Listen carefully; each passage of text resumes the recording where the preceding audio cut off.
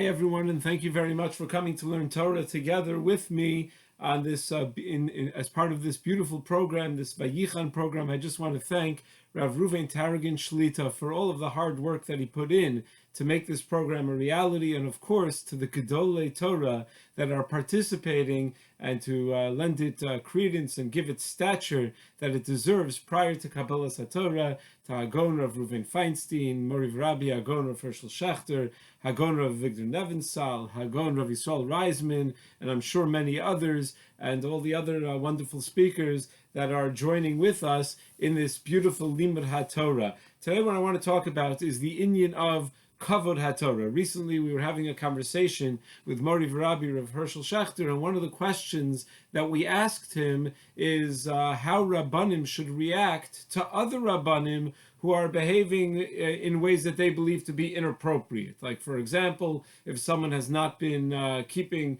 the laws of the Medina in terms of social distancing and the like, should other Rabbanim publicly get into some sort of argument with them? Should they publicly scorn them or mock them or try to harm them, harm their parnasa or their standing as a rabbi? And Rav Schachter's immediate response was that whenever Rabbanim fight, it's always going to be a tremendous blow to Kavod HaTorah. That Kavod HaTorah is going to be affected in a very significant way. What does that mean, Kavod HaTorah? What are we talking about when we use that term, Kavod HaTorah? So what I'd like to do today is go through 5 possible definitions of what Kavod HaTorah is, elaborate on most of them, and then compare and contrast some of them to each other. So most of what I'm saying, almost everything that I'm saying, is taken from the Sefer Yom HaBikurim, written by one of my great Rebbeim, Rav Yonason Sachs Shlita, and this is Simin Chaf Hey in the Sefer Yom HaBikurim. The concept of Kavod HaTorah is mentioned in Pirkei Avos in the 4th parak. The Mishnah tells us, Kol HaMechabed es HaTorah, Gufa Mechubed al Brios, that someone who's Mechabed the Torah, someone who honors the Torah, his body is going to be mechubad in other people's eyes. What does that mean? So let's first run through the definitions. The Rambam on the spot lists 3 working definitions of Kavod HaTorah. Number 1, Kavod HaTorah hu behora'as hazrizos ba'asiyasa. Says the Rambam, by demonstrating how excited you are to do Torah, how excited one is to be involved with Torah, an outward demonstrative show of love for Torah, that's Kavod HaTorah. Second, says the Rambam, to honor those chachamim that stand up for that represent Torah, those chachamim who through their scholarship and through their dignity and the way they carry themselves al pi Torah, they are representatives of Torah for the rest of us. So to be mechabed those walking sifrei Torah in our midst. And then third, says the Rambam, vasvarim asher chibru ba, to honor Svarim, Sifrei Torah, other Svarim. We put away a Sefer. What do? We don't just put away, we kiss a Sefer. Right? This is something that's standard practice for observant Jews, because we're mechabed the Svarim themselves. We stand up when a Sefer Torah is moving. This is part of the way we are mechabed Svarim. Those are 3 definitions that the Rambam has for Kavod HaTorah. The Meiri has a 4th definition of Kavod HaTorah, and the Meiri writes that the idea of Kavod HaTorah, mechabed es HaTorah shema'ater osa b'noa midosav, shezev vadayu Kavod HaTorah bios lomdo misulsel v'naki ubal midos nichbados va'azu mechubed al brios. Kavod HaTorah is for a ben Torah to behave in a way that will reflect positively on the Torah. That someone will see the ben Torah and they'll say, oh wow, what influenced that person to be so refined, to be so kind, to be so good, to be so intelligent? What impacted that person that made that person what he is? Kavod HaTorah is to represent the Torah in such a way that people will realize what kind of positive impact the Torah can have on a person. That is the Meiri's definition of Kavod HaTorah. And then a 5th definition of Kavod HaTorah, the Bartanura points out on the Mishnah, Hadoresh hachaseros vayaseros shebetorah umare tam al kol kotz v'kotz lomar she'in ba dover levatala. Ein lecha kavod Torah gadol mizeh. Perhaps the most direct form of kavod Torah.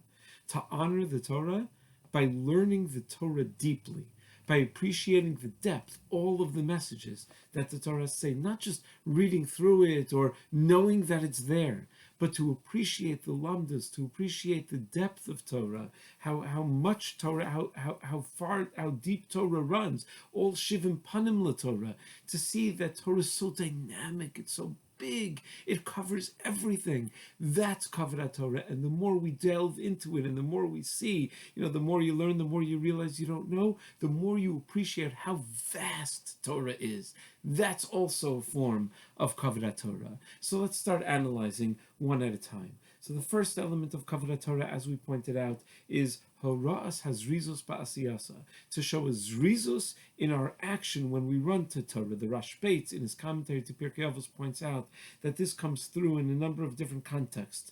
Number one, he says, if there's someone has a Beis Medrash, the Chazal tell us in Avos Rabbi Nassim, if there's a Beis Medrash Be'iro, if you have a Beis Medrash in your city, ve'eino holik sham, and you don't go to that Beis Medrash, chayiv misa, says the Medrash. Why? Because you're showing that you're not interested in going out of your way to be engaged in the place where Torah happens. If there's a place where Torah happens, that's a place we should feel we need to be, and more than feel we need to be, express that we need to be. People should see that we're running to the Beis Medrash. It's not dissimilar to what Chazal say in Maseches Brachos, that anyone who has a Beis Haknesses Be'iro ve'inu nichnas b'lispalel, and a person who has a shul in his town, and he doesn't take advantage of the opportunity to daven in the shul, is nikra shachin ra. He's called a bad neighbor. Why is he called a bad neighbor? Perhaps one of the explanations is that look at the example that he's setting. He's not showing that he's excited to go and converse with the Kadosh Baruch Hu. He's not showing that he's excited to have a sense of Hashras Hashchina and the Mikdash Ma'at. So the same is true with the Torah itself. A person who doesn't show an interest in Torah, an interest in going to learn in Beis Medrash, it's a lack of Kavod Torah. Second, says the Rashbetz, that Kol she'ef shelo lasok b'Torah ve'eno osek, Allah v'akatzav tomer kidvar Hashem baza.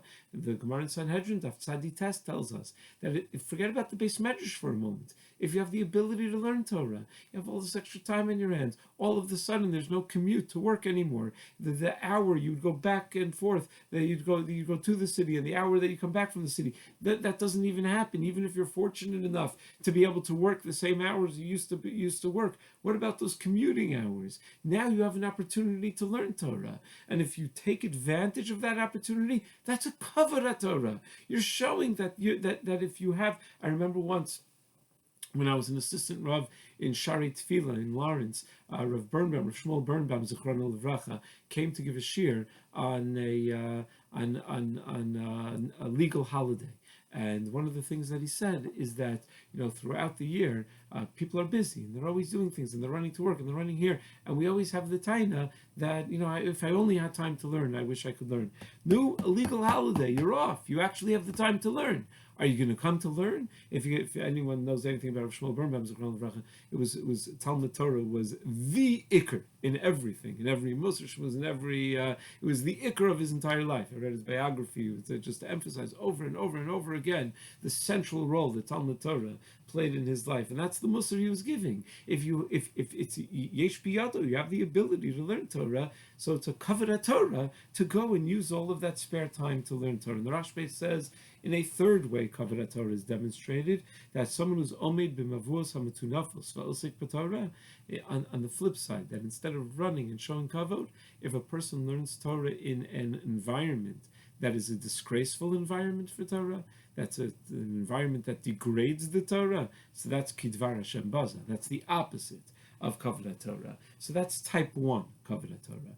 Type 2 Kavod Torah, mechabed lomdei haTorah. A person who's mechabed those who learn Torah. How does that happen? So those are the halachas that we have of standing for a Talmud Chacham. There's a whole siman in Shulchan Aruch about in Yeridea about the kavod one has to have for a Talmud Chacham, a greater level of kavod that one has to have for his own rebbeim, which is coupled with the sense of hakaras hatov, for their being your link in the chain of the Masorah to teach you the Torah and to hand down the Torah from Har Sinai, and that's no small thing. That is a very, very great accomplishment to effectively give the Torah over to the next generation, and we should appreciate our parents and our Rebbeim for playing that role. In fact, about a year and a half ago, someone asked Mori V'Rabbi, Rav Hershel Schachter, what he thinks his greatest accomplishment in life to date has been. And Rav Schachter's response was that you would think as one of his Svarim or all of his Svarim, being the leading Talmud of Rav Soloveitchik, together with Rav Wilkenstein and maybe one or two others, the thousands of Talmidim that he has, hundreds of Rabbanim throughout the world that are Talmidim of his. You know what he said? He said, my greatest accomplishment, my children are religious Jews. I was charged with the task of passing on the Masorah to another generation, and I succeeded. My children are observant. Being a link in the chain is the greatest accomplishment of one of the greatest Rosh Yeshiva in the world today. And we all have that ability to accomplish that. So Kavod Torah involves being Mechabed Talmidei Chacham, being Mechabed those who gave us the Torah, those who gave us a Torah way of life. But it also involves the third type of being Mechabed Svarim. What does it mean to be Mechabed Svarim? So to be Mechabed Svarim is, the Gemara in Shabbos, Tav Kuf Lamed Gimel says, Zeh Keli Va'anveyu, when you make a Sefer Torah, Kol Musna'a, Diyon Na'a, you should make a beautiful Sefer Torah. The Svarim should look beautiful. Rabbi Akiva writes in his Hakdama to his Tshuvas that the Tshuvas should be printed in a very nice way, because that lends a certain chashivus to it when you print a Sefer and you make it look nice. That it's true, we don't judge a book by its cover, but you put it in a nice package that shows, it reflects a certain sense of chashivus that you're giving to it. If one wants to buy a gift for someone that they love, for a spouse, let's say, so you can take something very nice and very fancy here and just give it to them, or you can wrap it up in a beautiful box with a bow, with a ribbon. Jewelry stores have these beautiful boxes for a reason, to give chashivus to the gift. It's not about the box, it's about the gift. But that shows that you're giving chashivos, that you spend some time thinking about that gift. And that's the idea of being mechabed the Torah by making the Torah beautiful. The Gemara tells us in Mesachas Brachos Tav Samach Gimel that Oved Edom would sweep in front of the Aron as a way of showing Kavod Torah, and as a result of that, Nisbarich Beiso, his whole house was filled with bracha. Also, in certain halachas of Kavod Svarim, we don't sit on the same bench that a Sefer is sitting on. One does not engage in Tashmish Hamita in front of Svarim. That's the third level of Kavod Torah. And then level 4, or definition 4 of Kavod Torah, to have proper middos. Now this is something that cannot be overstated, the importance of proper middos for those who learn Torah. The Or HaChaim HaKadosh in Shemos Parak Yotes tells us that there are 3 inyanim that are the Iker Hachana for Kabbalah Torah, that are the primary ways that one can prepare for Kabbalah Torah. And the third of the 3 that the Or HaChaim HaKadosh points out is to be connected with each other, b'leiv shalem v'tamim. V'lo sheyu bad bivad shalem ha'kasav omer cherev al abadim. We shouldn't just be our own individual people, eli yisva'adu yachad, v'yichadadu zelazeh, v'yaspiru panim zelazeh. We need to connect with other people, and the only way to connect with other people is by being nice to other people, by being kind to other people, by making other people feel that they want to connect with us. And only through that can we be makabel the Torah. Vayichan sham Yisrael neged har b'lashon yachid and not b'lashon rabim. There's a beautiful passage in the Be'er Yosef, Rav Yosef Salan Zichron Livracha, his beautiful Sefer on Chumash. If you don't have it, you must go and buy Be'er Yosef. It is the most magnificent Sefer on Chumash. If you need beautiful ideas, beautiful Divrei Torah, you have to sit and learn them. It's not just like a quick vart, but beautiful, beautiful ideas. Be'er Yosef points out in Parshas Chayei Sarah that when Eliezer came and he gave Rivka a whole bunch of gifts. So what does it say? Ve'yikach ish nezem zahav beka mishkalo ushnei tzmidim al yadeh asara zav mishkalam. So how do we normally translate? He gave her some jewelry. He gave her some jewelry. No, it's not just he gave her some jewelry. There's meaning to every little detail, every little gift that he gave her. Says Rashi, beka remez l'shikle Yisrael beka l'gulgoles. He wanted to give her a remez to the shkolim, the machsa shekel that the Jewish people are going to have. Shnei tzmidim remez l'shnei luchos mitzumados. Shnei tzmidim represents the 2 luchos that are mitzumados. mitzumados, that are linked together, that are bound together. Asara zahav mishkalam, they weighed asara zahav, remez laseres hadibros shabam. Okay, so he was referring to the Torah, that one day there's going to be a Torah. But why does he have to, says the Ber Yosef, why does he have to dafka give her something that's a remes to the machzis hashekel?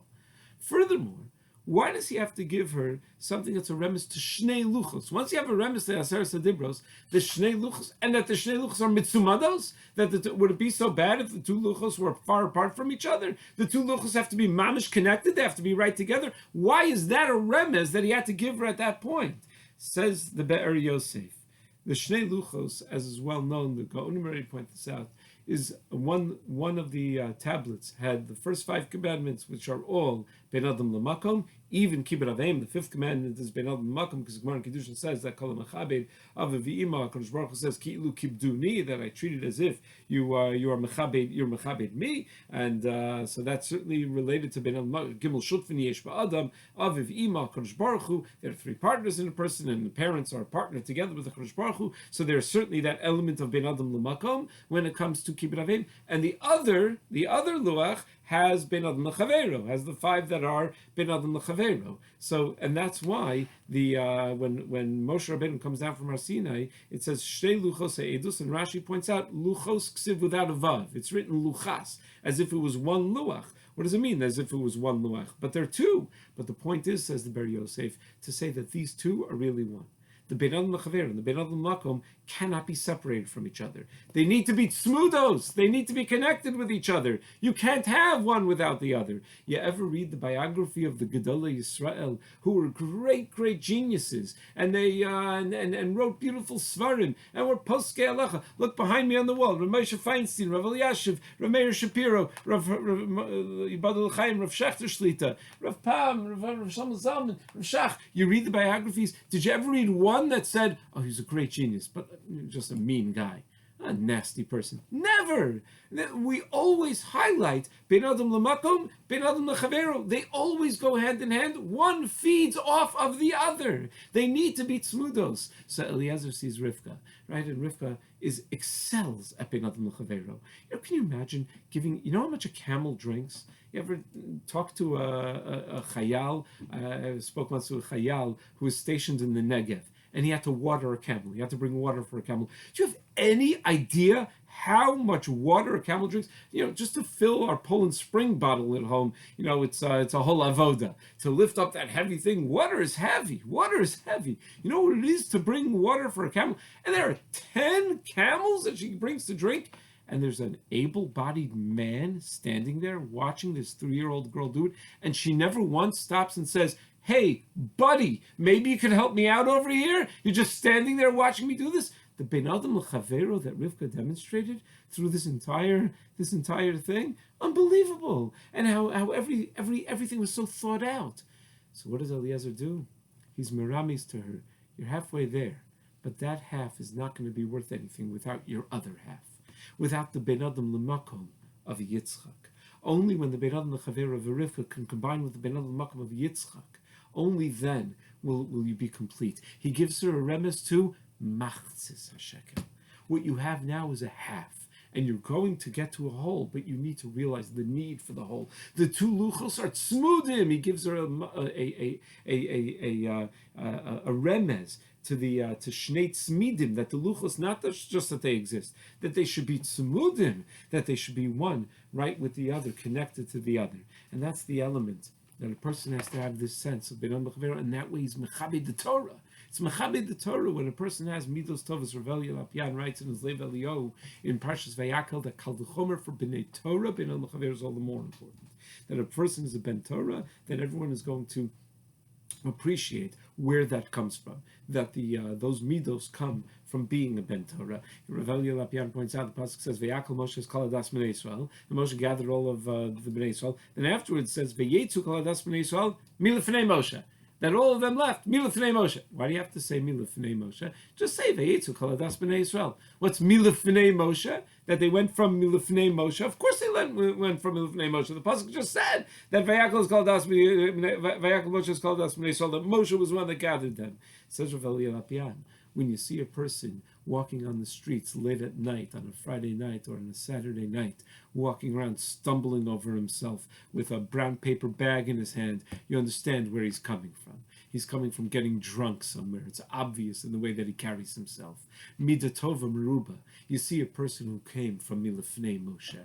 There's a certain erlichkeit to him. There's a certain glow. Moshe Rabbeinu was karan or panav, so if pnei Moshe kepnei hachama, pnei Yoshua kepnei halavana. A person radiates a little bit of that glow from Moshe.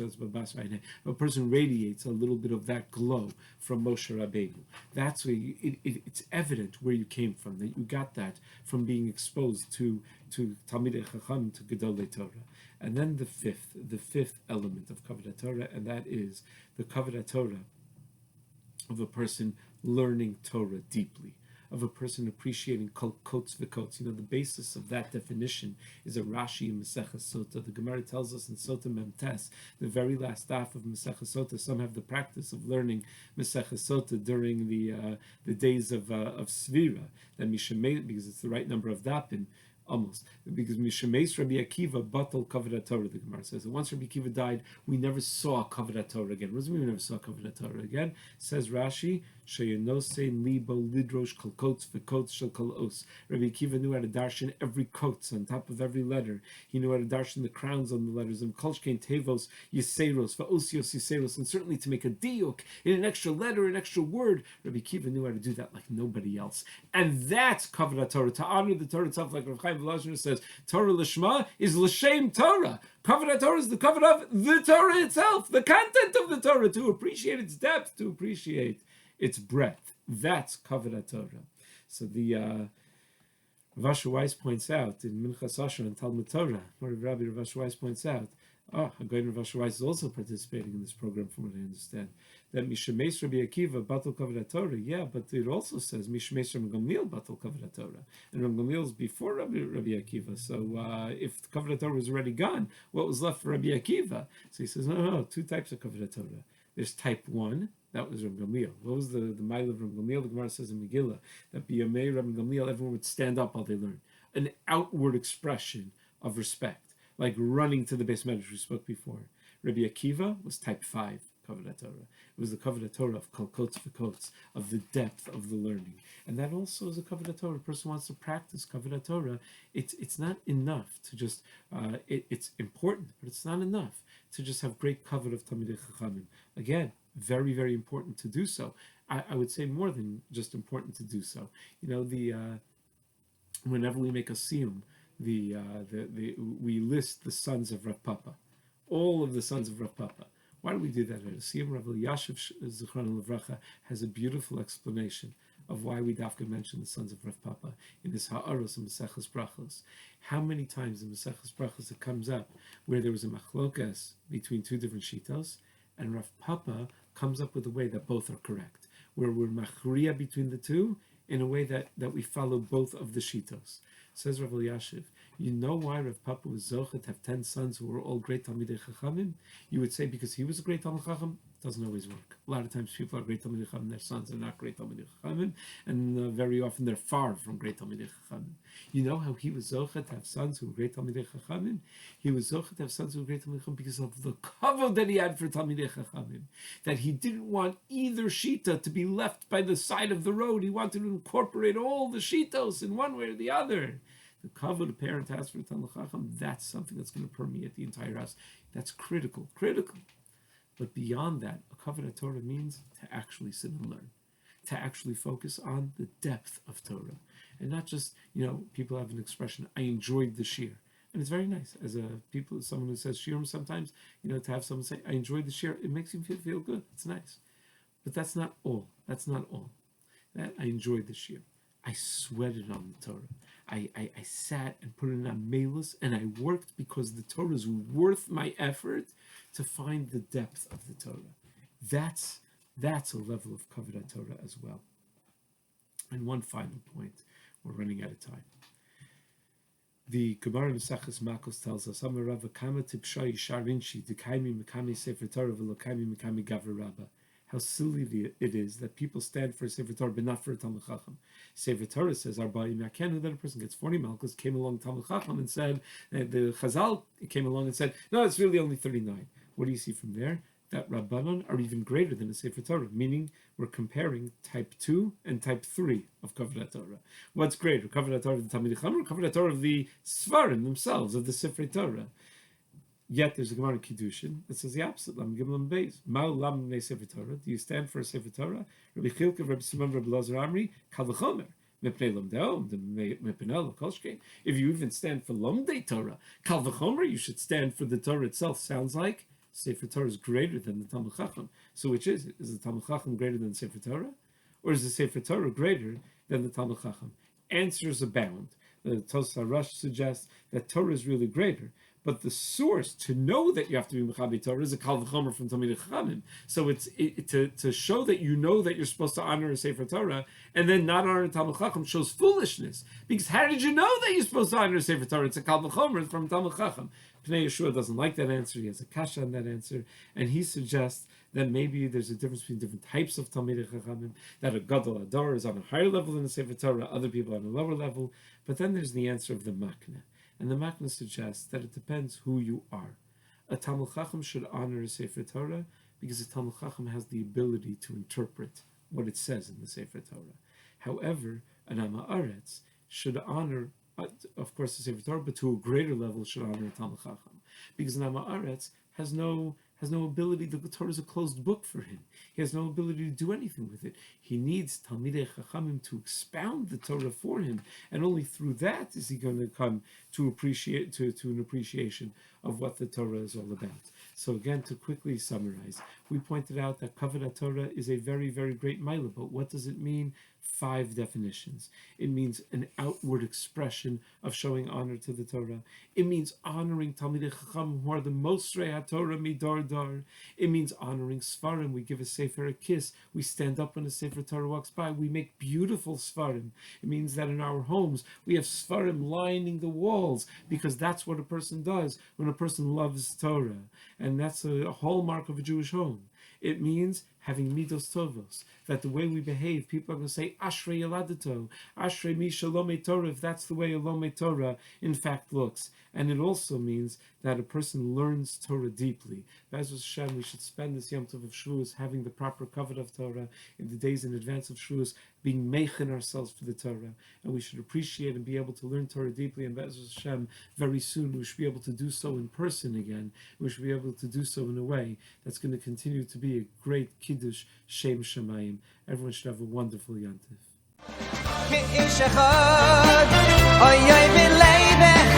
Vayichan Sham Yisrael neged